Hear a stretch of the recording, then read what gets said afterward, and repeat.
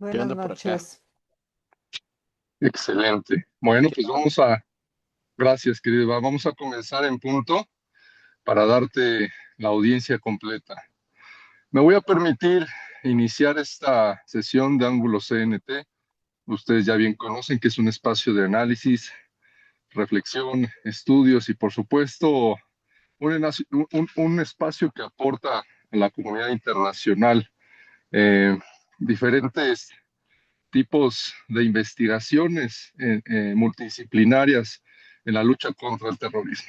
En este momento nos toca recibir cátedra de uno de los directores del centro encargado del tema de ciberguerra, ciberinteligencia y ciberdefensa en este centro de excelencia. Y bueno, me voy a permitir leer su semblanza. Iván Díaz González, ingeniero y abogado con amplia experiencia profesional en Derecho Informático, perito informático, especialista en ciberseguridad y protección de datos personales, cuenta con más de 19 años de trayectoria, tanto en el sector público como el privado, en donde se destacan actividades en telecomunicaciones, financiero, fintech, call center, call center, perdón, servicios en campo y consultoría. Actualmente es CISO, Chief Information Security Officer, y DPO, Data Protection Officer, de dos grupos empresariales y una fintech, así como actividades independientes como asesor de seguridad de la información, protección de datos personales, gestión de fraudes tecnológicos, gestión de tecnologías de la información y gobierno de inteligencia artificial.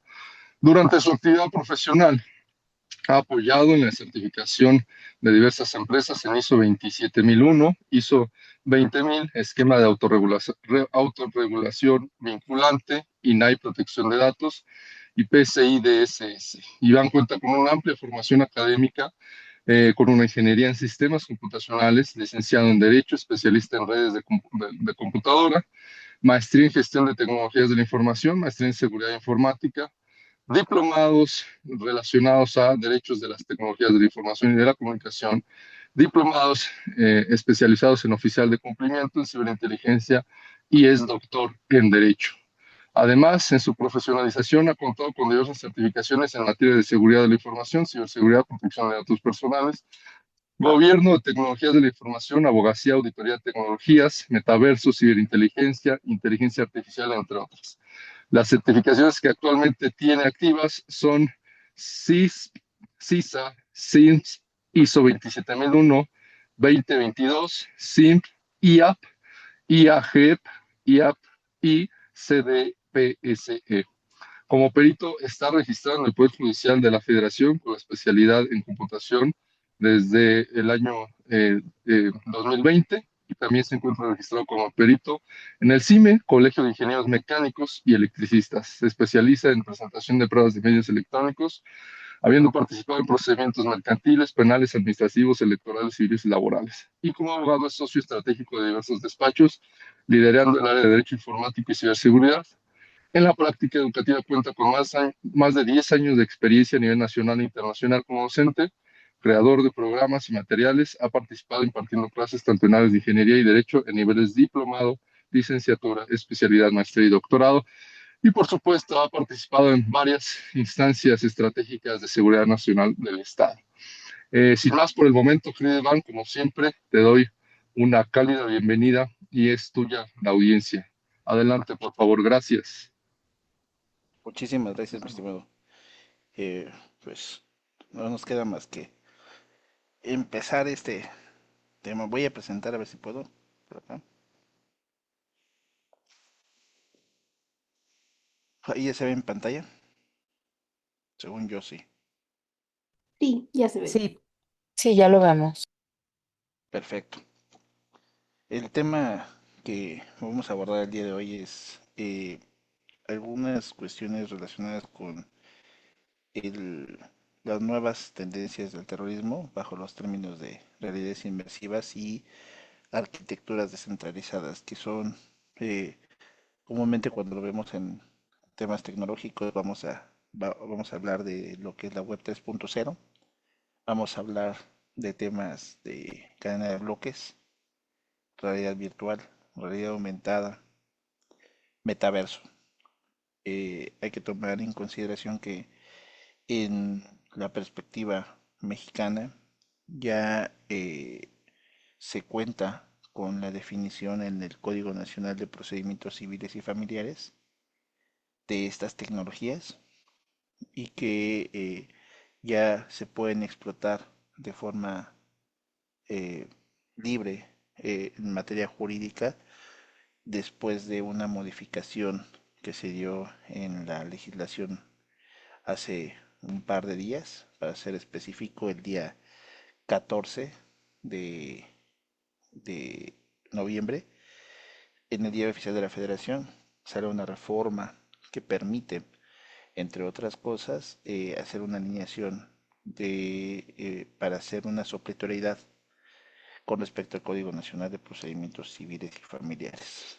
¿Vale? Entonces, si bien especifica claramente que está muy relacionado con el tema de prueba electrónica basado en el artículo 348, 349 y 350, la realidad es que es a través de ese artículo y con las palabras que están descritas en el Código Nacional de Procedimientos Civiles y Familiares, se permite hacer una adecuación hacia todo el contexto. Entonces, por eso es relevante ya no solamente verlo como un uso tecnológico, sino que ya tiene un alcance jurídico, por lo menos en algunas latitudes y en algunas jurisdicciones. ¿Vale?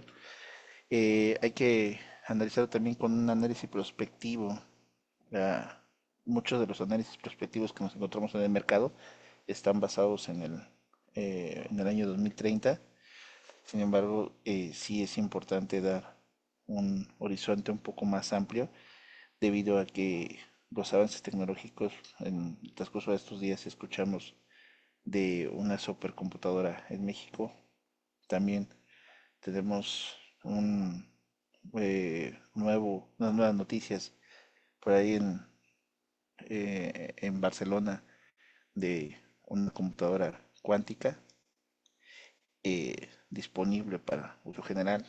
Entonces, esto promueve que si bien la ciudadanía se pueda llegar de esos recursos, también las actividades de delincuencia organizada y terrorismo pueden permitir o se pueden permitir tener este tipo de recursos para realizar sus actividades eh, relacionadas al modelo de trabajo que tienen, ¿vale? Entonces, por eso analizarlo desde esa perspectiva hasta 2035. Vamos a ver voy a hacer un análisis general en esta lámina para llevar o alinear lo que vamos a estar viendo en el transcurso de esta sesión. La arquitectura global de la seguridad se enfrenta a una transformación paradigmática y vamos a verlo desde diferentes perspectivas de realidad aumentada, como lo comentaba hace un momento, realidad virtual, metaverso. Vamos a ver el tema de Web3, blockchain, y un concepto que también ah, se había mantenido un poco oculto en la jurisdicción internacional, que son las organizaciones autónomas descentralizadas o DAOs, que están tomando gran relevancia con respecto a actividades en donde el código es el que promueve el, la forma de operación de las organizaciones y no está basado ya propiamente en personas.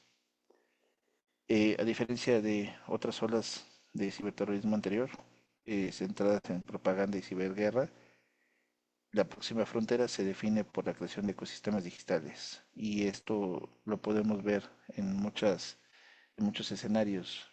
¿Alguien conoce Decentraland? ¿Han escuchado de Decentraland?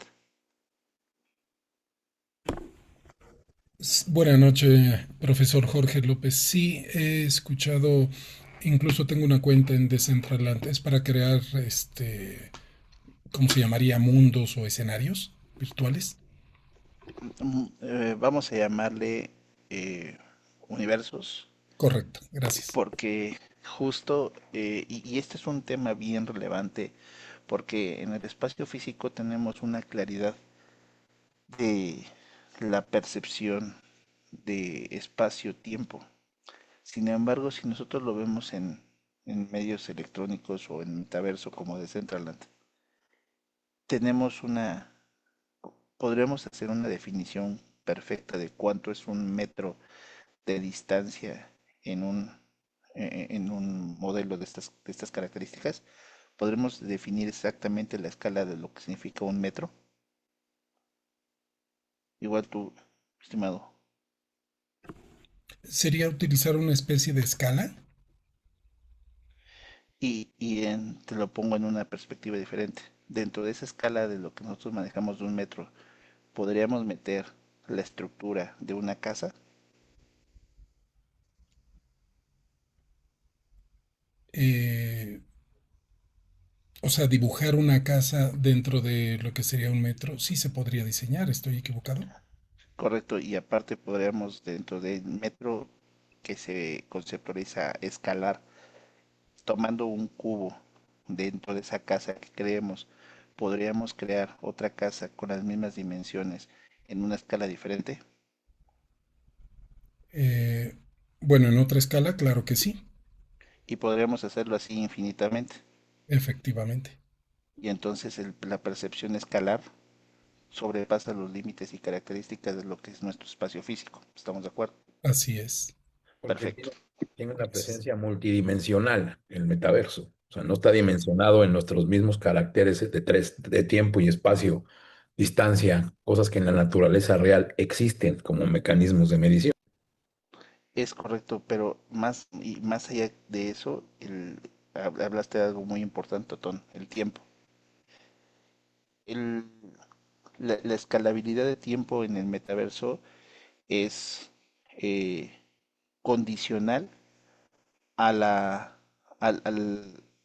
a la aproximación que quiere el individuo llevar a cabo. Y lo voy a poner en un ejemplo muy particular. Todos nos acordamos de la granja, el jueguito de la granja que salió en Facebook hace muchos años. ¿Quién jugó el jueguito de la granja?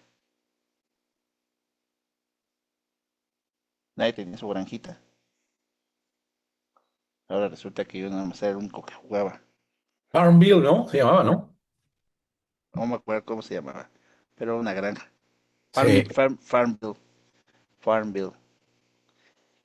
Y se acuerdan que de repente nosotros podíamos comprar algunas herramientas que permitían adelantar el tiempo en ese espacio para que crecieran más rápido las plantas.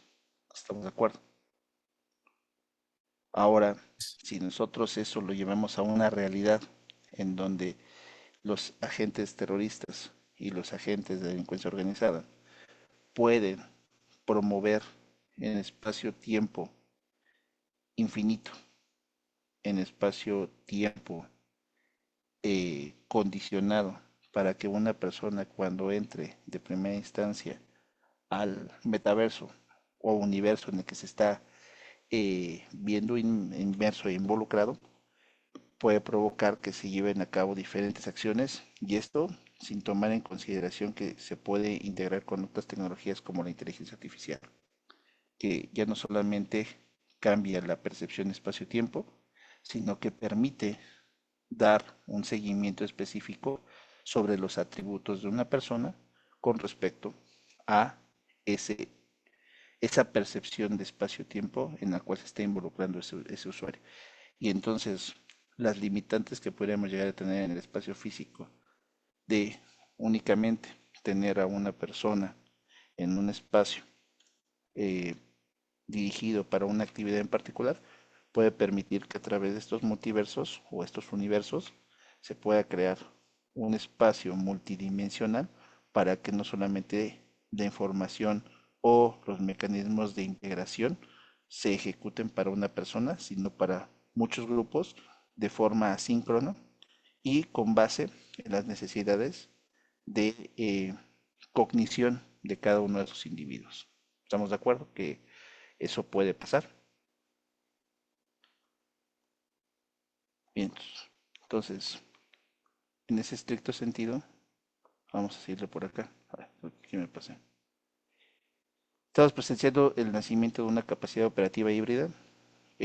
No es nuevo, desde hace algunos años ya se estudiaba eh, el Virtual Human Int como parte de los modelos operativos para llevar a cabo intercambio de información o para captación, cooptación y algunos otros modelos operativos. Entonces, esto lo tenemos que ya ver como una tendencia que fue evolucionando desde el uso de tecnologías de páginas web estáticas hasta modelos interactivos en donde ya hay una eh, ponderación entre lo que es la necesidad del ser humano de convivir en el espacio físico en combinación con su espacio cibernético, ¿vale?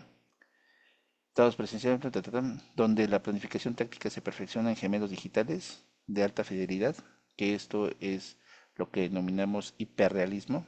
Hoy en día nosotros podemos tomarnos una fotografía y hacer que esa fotografía pase a un modelo no humano con características muy similares a las nuestras, que permiten una interacción en el ciberespacio. Y la gobernanza organizacional se delega en contratos inteligentes inmutables.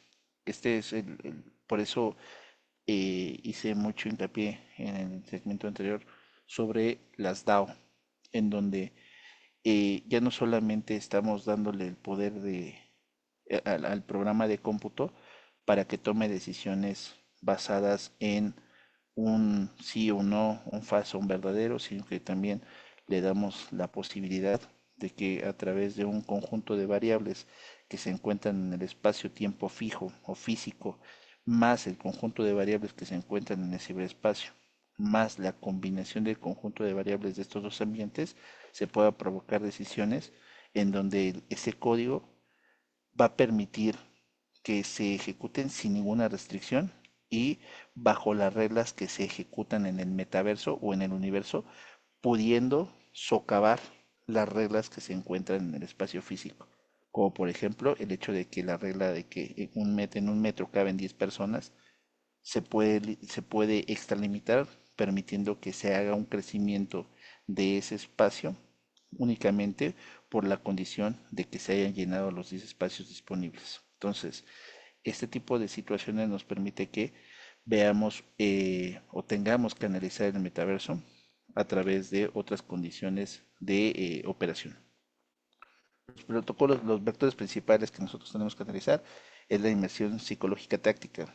Y aquí quiero hacer hincapié de un ejemplo que alguna vez estaba analizando con mi esposa.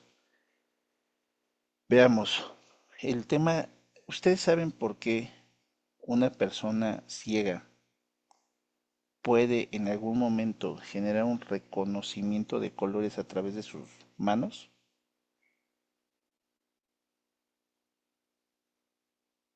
Es un tema de espectro, ¿no? De espectro radial que detecta la piel de las manos, ¿no? Y también es un proceso de percepción e interpretación de la realidad. O sea, son capas cognitivas que te permiten desarrollar otras habilidades no orgánicas reconocidas. Justo, pero ¿por qué se puede llevar a cabo ese reconocimiento espectral? ¿Hay algo que tenga que ver con la temperatura, profesor? No tiene que ver con otra cosa, con células. Ah, bien, gracias. Es un tema celular. Los conos y los bastones son los que permiten a los ojos eh, identificar el, el espectro radial de los colores, ¿vale? Nosotros esas conos y bastones también los tenemos en la piel, principalmente en las manos, ¿vale? Sin embargo, como no los necesitamos comúnmente, no los desarrollamos como si lo tendría que hacer una persona con ceguera, ¿vale? Entonces, personas con ceguera o personas ciegas desarrollan habilidades para poder activar parte de esa capacidad sensorial de los conos y bastones. ¿Y qué tiene que ver con todas estas cuestiones? Ustedes, bueno, no sé si han visto en internet que Meta hace un par de años sacó una patente de unos guantes que permiten hacer una transmisión sensorial de lo que está ocurriendo en el metaverso. Entonces, a través de ese modelo se puede hacer una simulación de las condiciones de las características del metaverso para el espacio físico y viceversa. Entonces, lo que se está logrando a través de estas técnicas es que esa hipersensibilización y esa calidad de los gemelos dentro del espacio cibernético o dentro del metaverso también se pueda transmitir al espacio físico.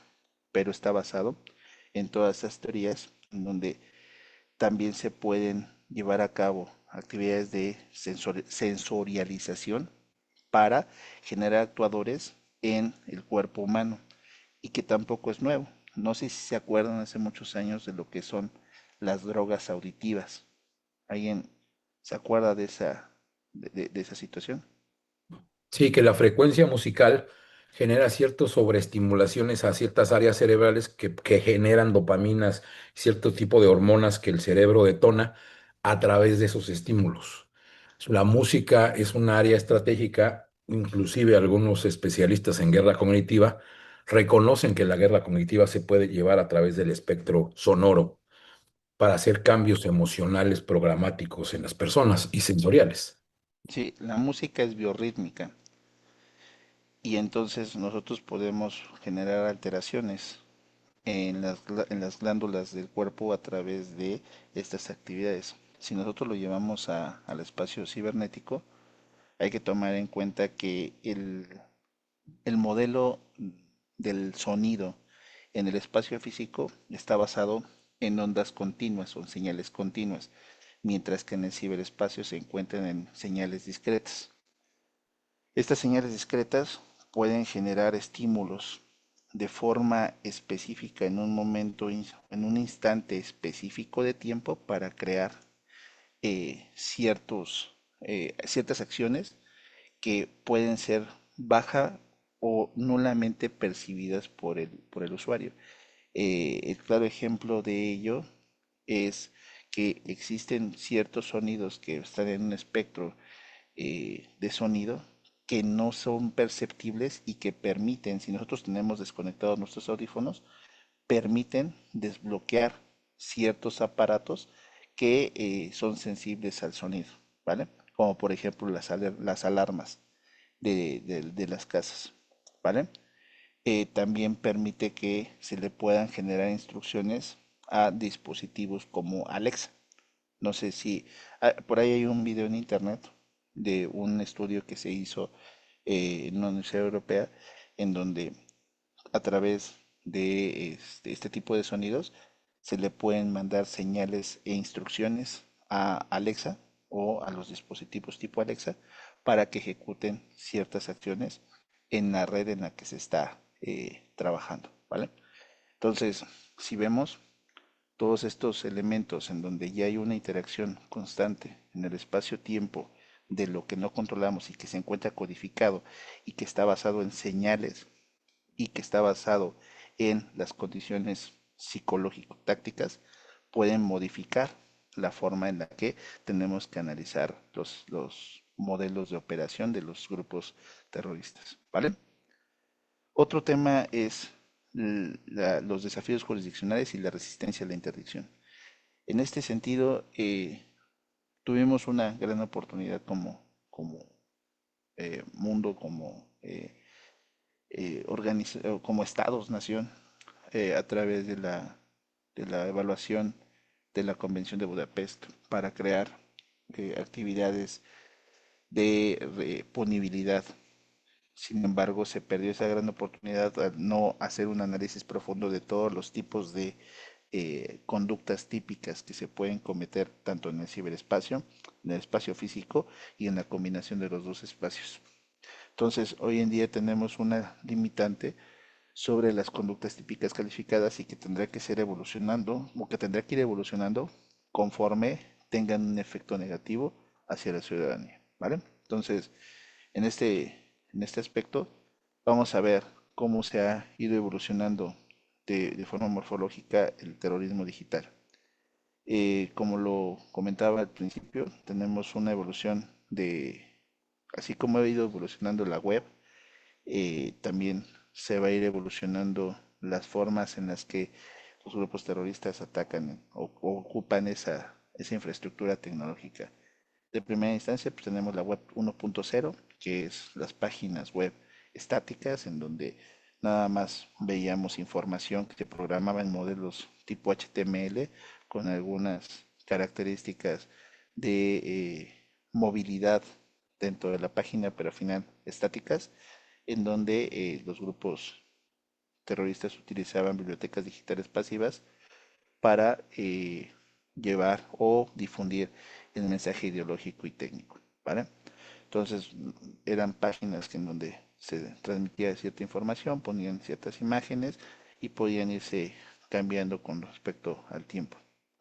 Posteriormente vemos la evolución a la web 2.0 y aquí empezamos a ver un modelo más de interacción, propaganda viral en redes sociales, en donde ya se vislumbra que se permite a las personas a las que les llega la información verificar que la información ha llegado y adicionalmente que se interactúe con la información que se está llegando. A través de este modelo ISIS reclutó miles mediante contenido distribuido y esto permitía que también se generara una cultura hacia ciertos grupos sociales en donde se podría no solamente tener un reclutamiento, sino que también se podría llevar a cabo una culturización sobre las corrientes filosóficas o las corrientes culturales que promueve este tipo de grupos. Y ahora viene el espacio de la web 3.0, que es la descentralización e inmersión. Hay una resistencia a la censura. Esto lo vemos con los criptoactivos de primera instancia, en donde eh, la sociedad de la información se resiste a ser controlado por un banco central y entonces crean eh, un conjunto de herramientas que puede ser de carácter ideológico, de carácter financiero o de carácter cultural para que el mercado mismo se autorregule. Sin embargo, esa autorregulación, cuando no está claramente gobernada, lo que puede generar es un modelo de radicalización, perdón, y puede provocar también una desculturización. Y estos ejemplos, algunas personas que ya han tomado sesiones conmigo, les había presentado por ahí una herramienta que se llama Venice AI, que prácticamente a través de modelos democratizados permite que se puedan ejecutar eh, ciertos prompts a través de modelos de inteligencia artificial sin que haya una restricción sobre cuestiones éticas que puedan impactar a la ciudadanía o que puedan impactar a algún gobierno o que puedan impactar determinantemente a la sociedad. ¿Vale? Entonces, si vemos esa evolución, ahora lo que nos lleva es que el, el espacio de trabajo de los grupos terroristas ya no solamente están orientados a utilizar las tecnologías que son completamente web, sino que también en esta resistencia a la censura se pueden encontrar otros modelos de operación en donde se genera anonimización muy invasiva, como por ejemplo el uso de sistemas dark web o sistemas de redes privadas que impiden abiertamente llevar a cabo operaciones de contrainteligencia o de evaluación o de inteligencia para llevar a cabo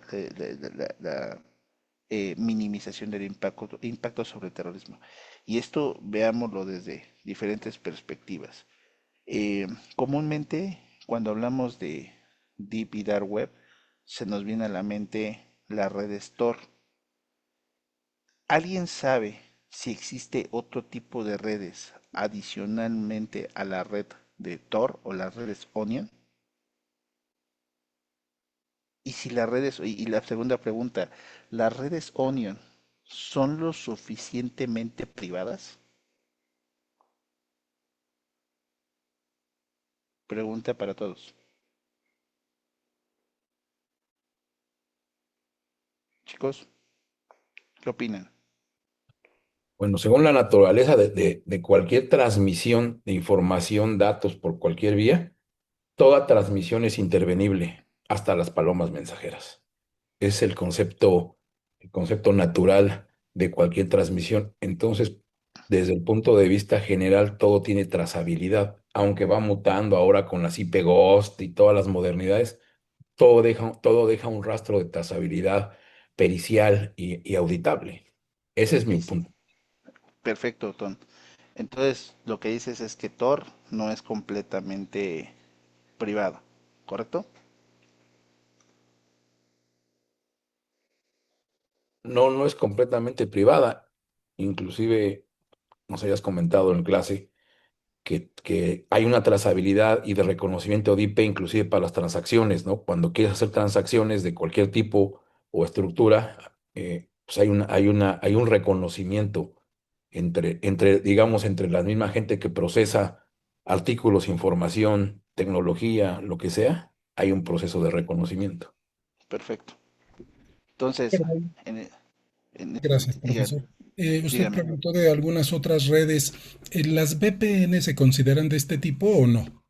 No, no se considerarían más deep, Muy bien, gracias. menos dark, pero entonces no hay otras redes oscuras. Es lo que estamos viendo aquí. Bueno, la realidad es que sí existen más y hay forma de hacer menos trazable y buscar una anonimización y privacidad casi absoluta. Eh, existe uno de las características importantes de Tor es que está basado en esquema de conmutación fija. ¿Qué significa eso? Pensemos que, ahorita que tengo aquí a la vista a Mari Carmen Guerrero, pensemos que Mari Carmen y yo nos vamos a comunicar por medio de una red Tor. Entonces, ¿qué es lo que va a pasar? Mari Carmen va a seleccionar un nodo de Tor en algún lugar del mundo y a través de ese nodo va a esconder su dirección IP y las comunicaciones, ¿vale? Yo, por mi parte, haré exactamente las mismas actividades. Voy a seleccionar un nodo que se le llama nodo de entrada y con eso voy a esconder mi dirección. Una vez que Mari Carmen y yo decidimos, o Macarmen, espero no te estar cambiándote el nombre.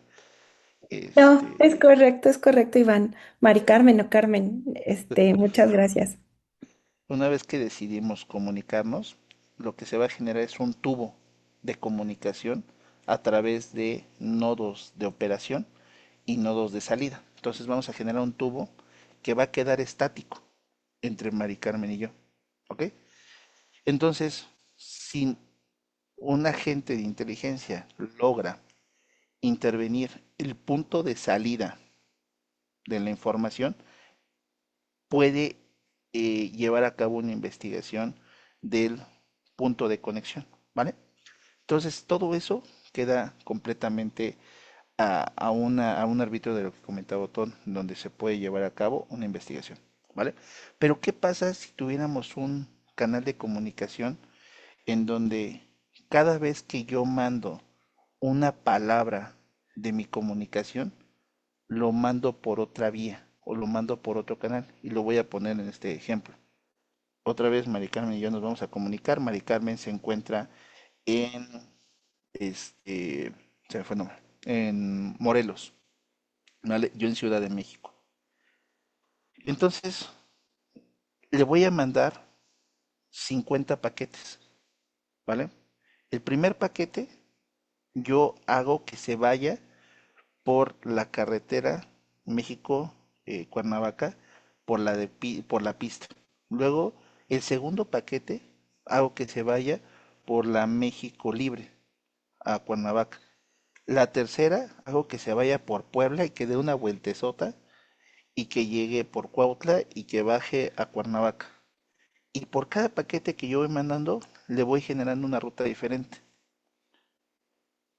En esa condición, es posible llevar a cabo un modelo de trazabilidad de cada uno de los paquetes, se vuelve más difícil, ¿vale? A ese tipo de redes se le llaman redes Garlic o ruteo Garlic. Está muy cómico pues, porque las personas que desarrollan ese tipo de tecnologías le van poniendo nombres ahí medio raros, mientras que las redes Tor ocupan redes tipo Onion o cebollas, las redes I2P manejan redes tipo o ruteo tipo Garlic.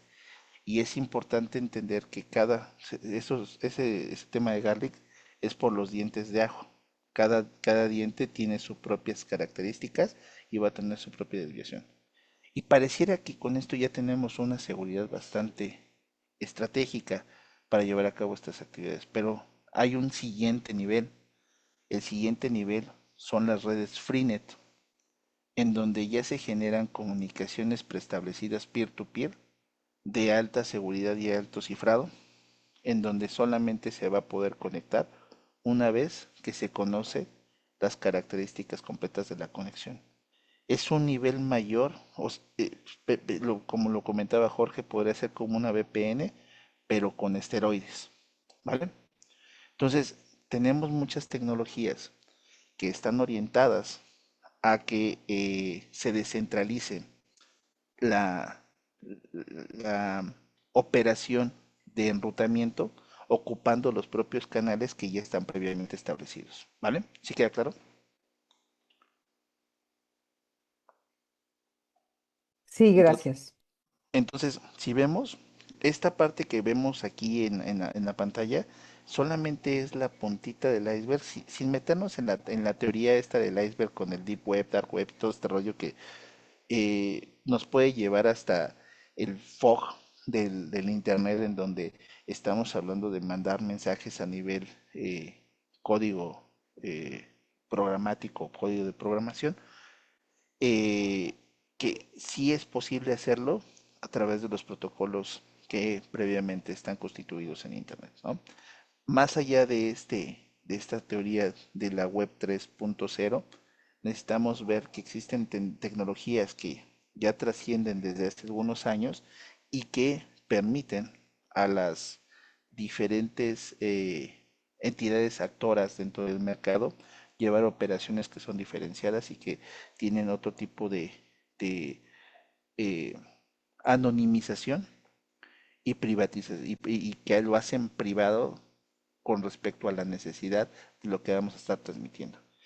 Y esto nos lleva también a otros estudios sobre otras materias que si bien no son solamente temas de tecnología basada en modelos digitales electrónicos, eh, tenemos que analizar la tendencia del uso de herramientas nanotecnológicas y que traspasan la barrera de lo electrónico a lo biológico.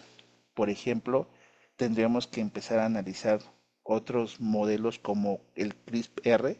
¿Alguien ha escuchado el protocolo CRISPR,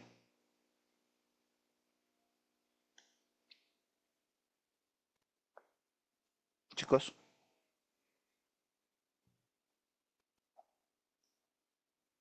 ¿No? Bueno, el protocolo CRISPR es un protocolo que modifica el ADN para introducir información con la finalidad de hacer que agentes biológicos funcionen como USBs. Lo estoy diciendo muy burdo, pero esa es lo que se busca. Ya se ha probado este tipo de modelos que trascienden del espacio físico al espacio biológico sin alterar propiamente la condición humana. Entonces, si vemos las tecnologías que van transitando desde un espacio cibernético fijo, lo vamos llevando a un espacio cibernético eh, social, después a un espacio cibernético cultural y lo transitamos a un espacio biológico que va a tener una interacción directa a través de este tipo de tecnologías que van tendientes a la nanotecnología, ¿vale? Entonces, Todo esto es un camino que se va a ir recorriendo y que nosotros tenemos que ir evaluando y analizando de forma constante para poder generar lo que en el mercado se conoce como la ruptura de la cadena de muerte para evitar que tenga un efecto positivo con respecto a los actos terroristas, ¿vale? Si van teniendo dudas, ahí me van avisando. Ahora, cuando nosotros analizamos esto, lo tenemos que ver también desde la perspectiva de la percepción desde la percepción de la contraparte. ¿Qué pasa cuando un grupo con estas características culturales cree perder espacio físico, cree perder eh, poder o potencia de poder dentro del espacio físico?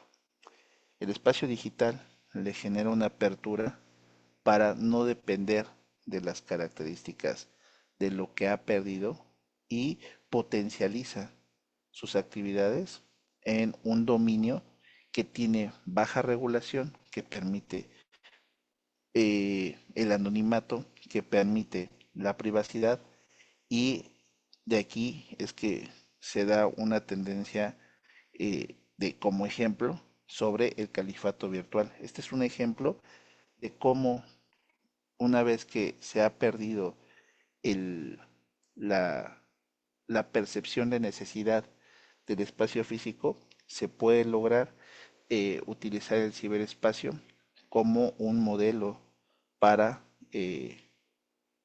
suprematizar las actividades que se habían degradado, que se había minimizado en el espacio físico, ¿vale? Y ahora de aquí vamos a ver que a través del califato virtual vamos a ver dos tendencias: el uso del metaverso y las web distribuidas, en donde ya no solamente, que este es un tema también muy relevante, a diferencia de lo que son la web uno y la web 2, en donde los servicios se encontraban concentrados en un nodo central o en un conjunto de nodos centrales, llámese cloud computing, llámese servidores, llámese infraestructura de red, como le queramos denominar.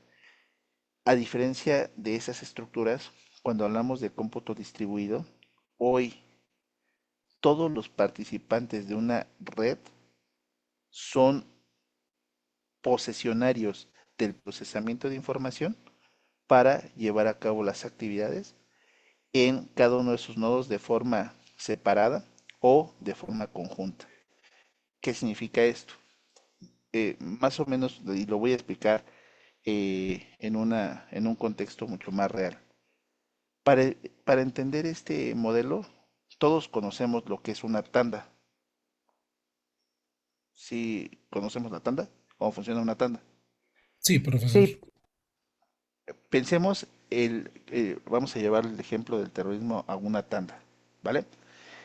El terrorismo anterior, con respecto a la tanda, estaba doña Chanita, que decidía que iba a hacer la tanda, ¿vale? Entonces es un nodo centralizado de control. Doña Chanita definía cuántos números iba a tener la tanda. ¿Estamos de acuerdo? Y doña Chanita te hacía las reglas de cuándo se pagaba el dinero, cómo se pagaba el dinero, cómo se entregaba el dinero. Y entonces todo, la transparencia que existía en el modelo dependía en la credibilidad que pudiera llevar a tener doña Chanita. ¿Estamos de acuerdo? Esto mismo pasa en las actividades terroristas. Todo se concentraba en células que tenían cierta credibilidad dentro del contexto de mercado en el cual se encontraban estos grupos, y se iba generando cúmulos de poder sectorizados, ya sea jurisdiccionalmente o por región, o por una condición de estadios de poder, ¿vale? ¿Qué pasa con la distribución de la información? Ahora veamos que doña Chanita ya no es la dueña total de la tanda, sino que se tiene que poner de acuerdo con todo nuestro grupo. Pensemos que la tanda va a ser de las 45 personas que nos encontramos aquí, ¿vale?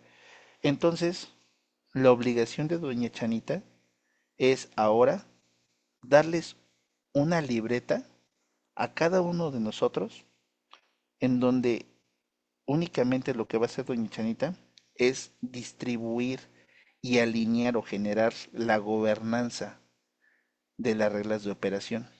Pero todos nosotros somos parte procesante de ese registro, ¿vale? Perdón, A eso, profesor.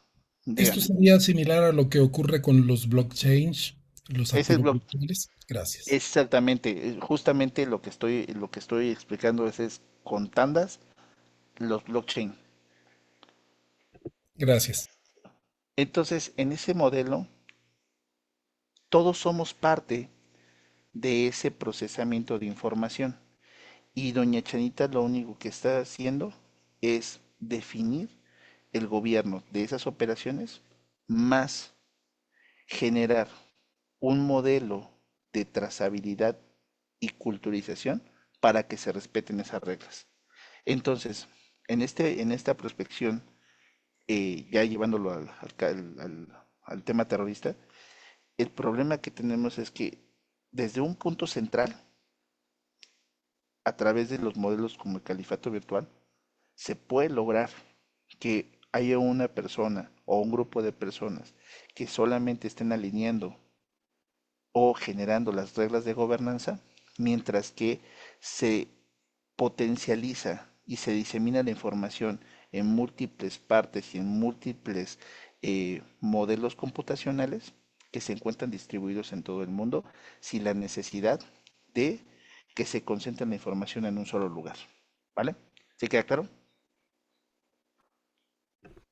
Sí, gracias. Va. Ahora, ya, y viéndolo como la perspectiva de la tanda, como únicamente el libro de mayor en donde se almacena la información, pero esto lo tenemos que ver también desde una perspectiva del metaverso.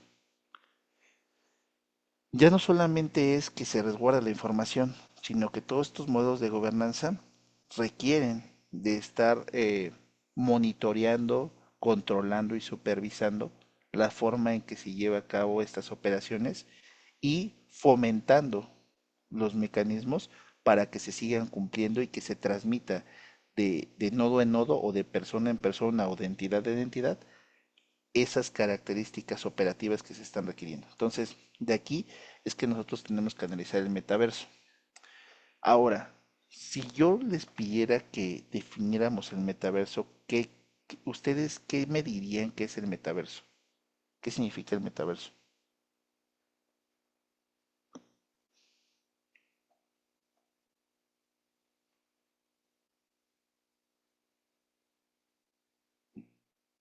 Chicos, Profesor, eh, yo lo entiendo como un mundo paralelo, un universo paralelo, pero colectivo. colectivo paralelo. Eh, ¿qué- si nosotros estudiamos, lo voy a hacer por acá. Sería un ecosistema digital, ¿no? Ah, sí, yo lo entiendo como un ecosistema digital, pero desde un punto de vista jurídico, o sea, con obligaciones precisas y responsabilidades precisas, pero no sé si estoy en lo correcto. Meta, aquí está.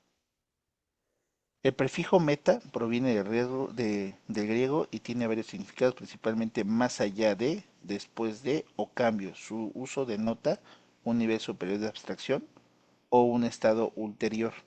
Entonces, si nosotros le anteponemos el prefijo meta a algo, entonces estamos hablando más allá de lo, en este caso, metaverso, verso hace referencia a universo, y entonces estamos hablando más allá de un universo. Entonces, eh, si nosotros vamos a teorías mucho más eh, físicas o cuánticas de lo que es el universo, nos podremos encontrar que el universo al final de cuentas está contenido en algo mayor y entonces el metaverso cuando se crea el concepto por Meta, que fue el primero que lo definió formalmente en una conferencia, aunque hay unos libros que datan de 1995 que intentan definir el concepto metaverso, se habla de un contenedor o un mecanismo para creación de múltiples universos. Entonces, en ese sentido, cada uno de los elementos que nosotros nos encontramos en estos espacios ficticios o no reales o virtuales, como le queramos denominar, son la percepción y son las características generadas con base en una entidad que está previamente identificada, que puede ser ficticia o no, para que exista una interacción entre un sujeto en el espacio físico y lo que se determine en el espacio virtual o cibernético.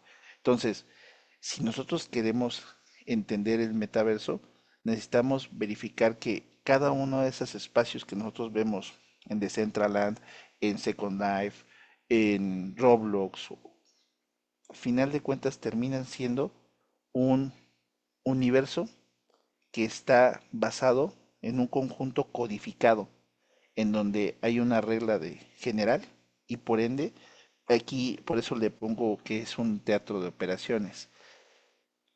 Es como una puesta en escena. Al término, lo que tenemos es que ese espacio se encuentra vacío en un universo de unos y ceros que nos permite moldearlo con respecto a la percepción de lo que nosotros queremos definir en ese mundo, ¿vale? Y que está basado aquí, casi todo lo que vemos en el metaverso se intenta percibir como un modelo 3D porque es la forma en cómo vivimos en el espacio físico, que realmente si lo queremos ver desde otra perspectiva, se ha determinado que estamos en un mundo físico 4D o 5D, dependiendo de la percepción físico-matemática que queramos analizar. Pero lo llevamos a un espacio 3D, pensémoslo así, muy, muy simple y muy sencillo. Pero ese espacio 3D no se basa en las reglas que nosotros tenemos interoperables en el espacio físico. Y lo que podemos generar es que esas interacciones no solamente estén basadas en el conjunto de actividades perceptibles de codificación de unos y ceros en el ciberespacio, sino que también dependen de las condiciones de tiempo en el cual a través de modelos como la inteligencia artificial se pueden modificar para las necesidades que ya es una dimensión adicional que no solamente está en el espacio de eje Y, X, Z, sino también en un espacio de percepción sobre el humano que está detrás de la computadora, ¿vale? Representa una evolución dramática de la capacidad de los grupos terroristas para influir en la psicología humana. Y esto es lo más importante. Por eso quiero meter una cuarta dimensión en este entramado de lo que estamos platicando el día de hoy, porque en el momento que nosotros generamos una vinculación del ser humano que se encuentra detrás de la pantalla con los elementos 3D que se encuentran del otro lado de la pantalla, podemos generar una evolución de la forma de percepción de la psique humana, porque no solamente nos estamos metiendo en un espacio social, psíquico y físico, sino que también estamos generando una interacción de las interfaces humano-máquina para que se modifique esa psicología humana con base en los estímulos que se están recibiendo y los actuadores que se están generando por parte del ser humano. ¿Vale? ¿Sí queda claro?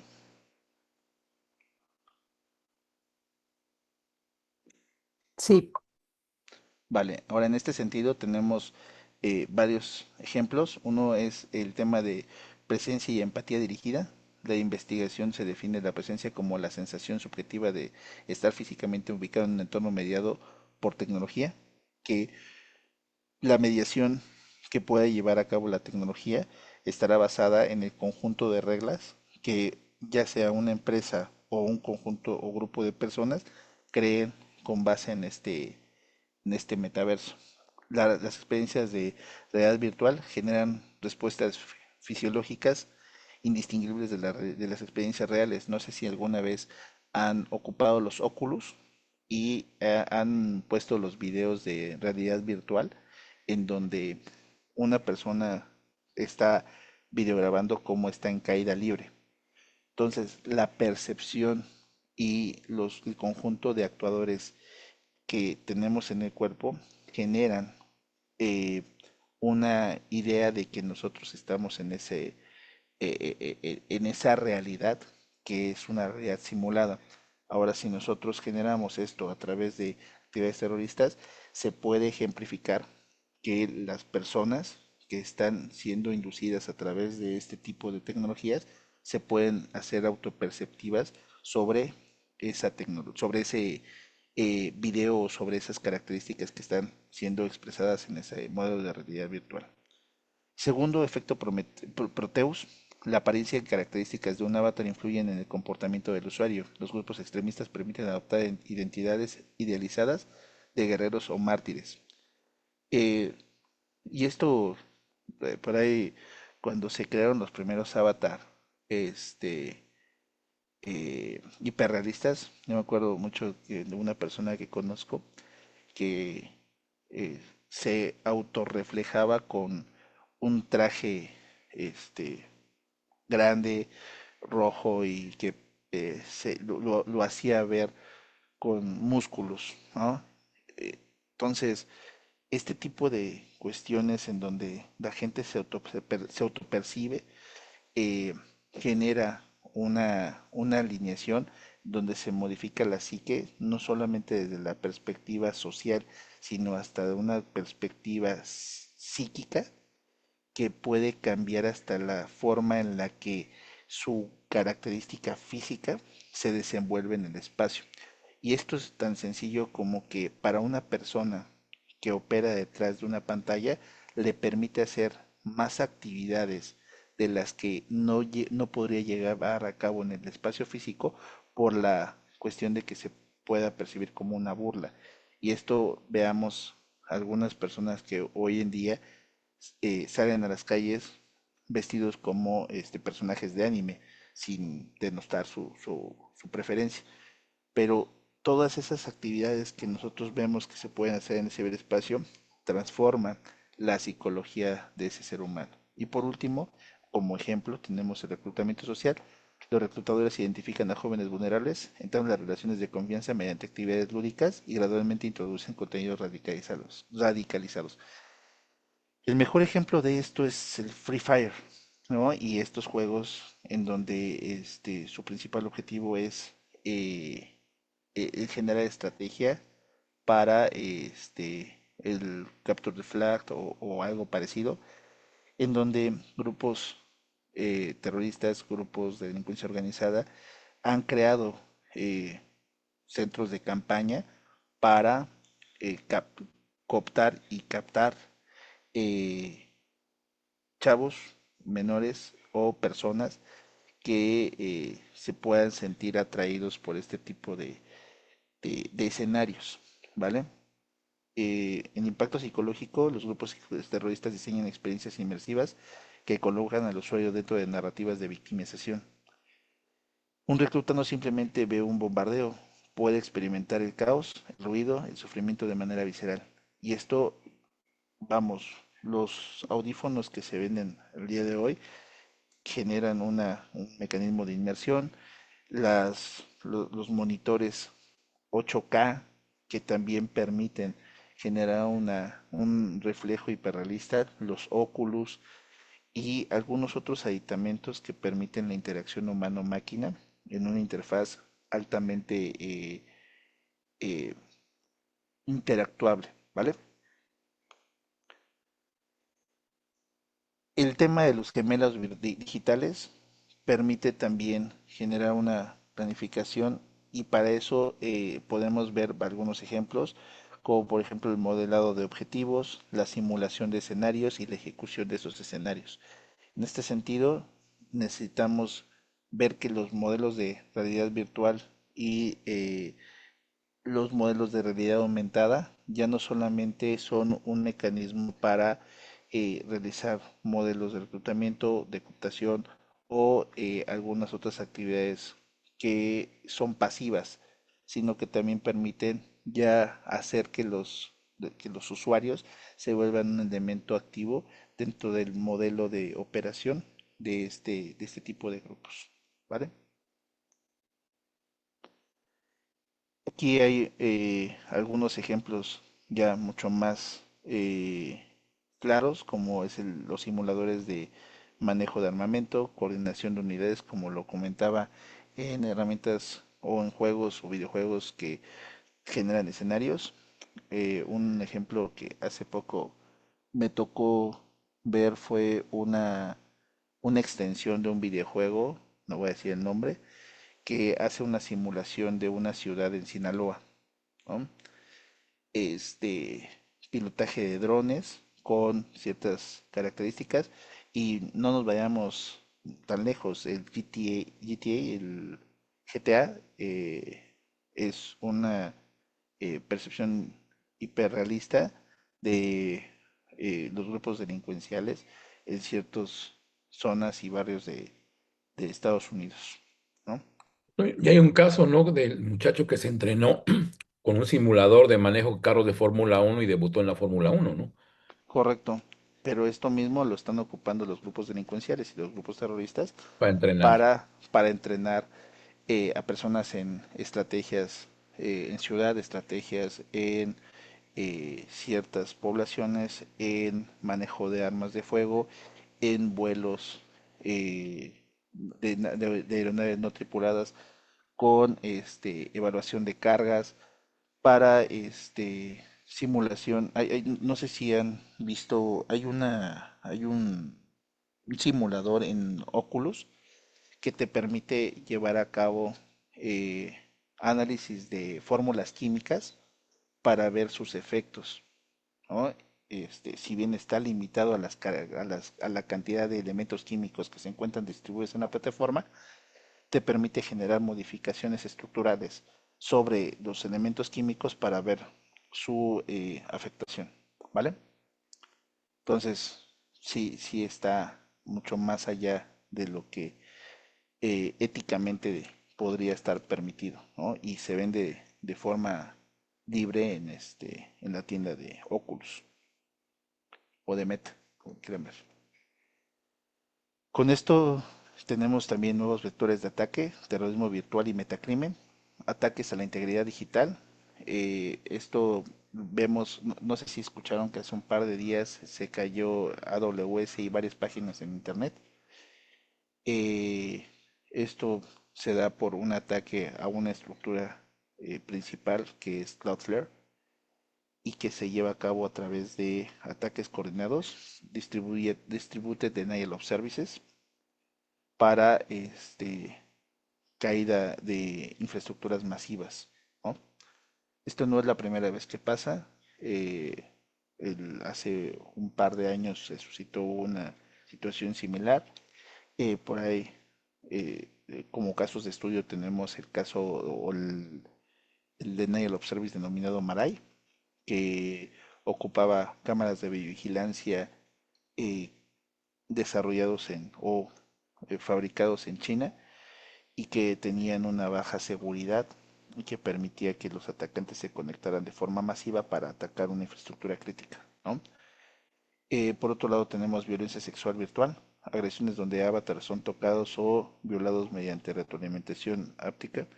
Este tema, hay algunos videojuegos que también se pueden obtener de forma muy simple en la tienda de Play Store y App Store, en donde se generan interacciones con actividades sexuales. Prácticamente tú vas viendo el juego y vas desvistiendo a una entidad en el videojuego y posteriormente tienes que llevar a cabo actos fálicos para que puedas trascender dentro del juego, ¿no?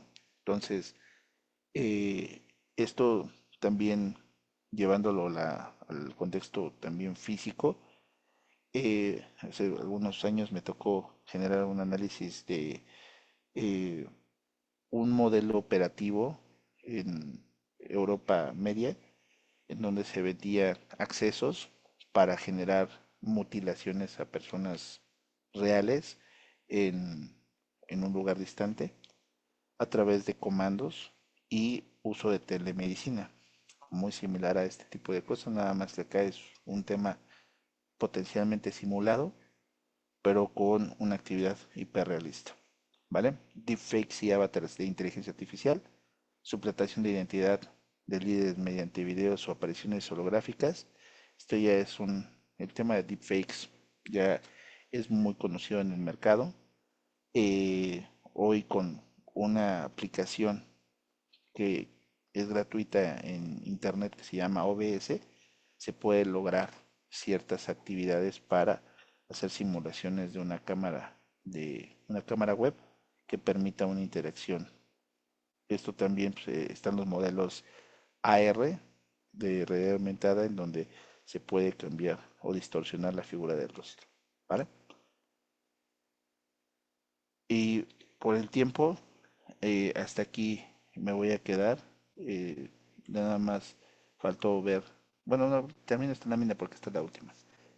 Eh, Cuando nosotros vemos el almacenamiento distribuido, hay que ver que hay grupos criminales que ya ocupan ciertos modelos que permiten esconder parte de la información debido a que se redistribuye los datos de tal manera que quedan escondidos a través de cifrado o a través de la distribución.